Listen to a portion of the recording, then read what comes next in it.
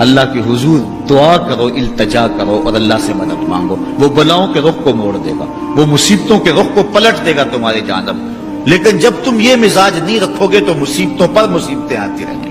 حضرت موسیٰ علیہ السلام کے پیٹ میں درد کا احساس ہوتا ہے تو کوہ طور پہ چلے گئے، کیسے جلیل القدر نبی تھے، اللہ سے ڈائریکٹ رابطے تھے، اور جا کے کہا مالک میرے پیٹ میں درد ہو رہا ہے۔ اللہ اکبر۔ گھر کے نجی معاملے بھی رب سے ڈسکس کرتے تھے، اور کوئی جو ہے وہ ایسی چیز ہوتی وہ بھی رب سے ہی عرض کرتے تھے۔ کہا میرے مالک میرے پیٹ میں درد کا احساس ہو رہا ہے، دوائی کی پوری لینی ہے تو وہ بھی جا کے کوہ طور سے رب سے ہی لیتے تھے۔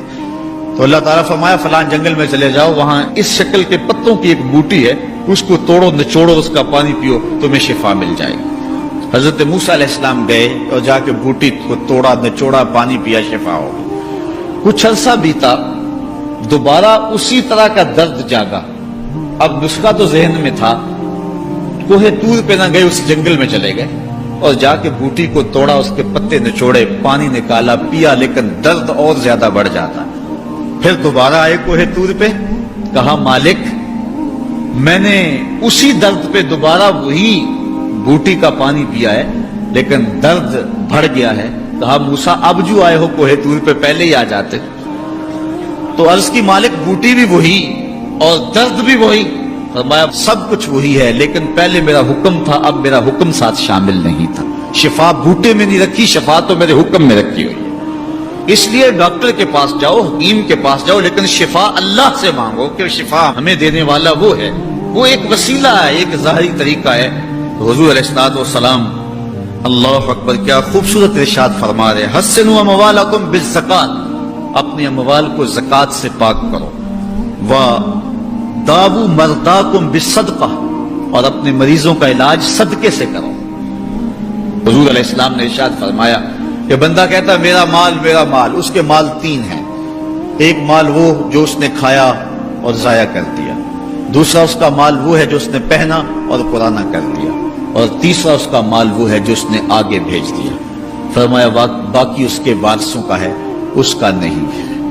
اس لیے ہم راہ خدا میں خرچ کرنے کا مزاج بنائیں، اس سے مال گھٹتا نہیں ہے، اس سے مال بڑھتا ہے۔ بلکہ جب راہ خدا کے اندر ہم خرچ کرتے ہیں تو ہمارا جو دوسرا مال ہے وہ بھی پاک ہو جاتا ہے۔ اللہ کے محبوب کا ایک فرمان سنیے جس کو حضرت حسن بصری رضی اللہ تعالیٰ عنہ بیان کرتے ہیں، حسنوا اموالکم بالزکات وداووا مرضاکم بالصدقہ واستقبلوا امواج البلاء بالدعاء والتضرع۔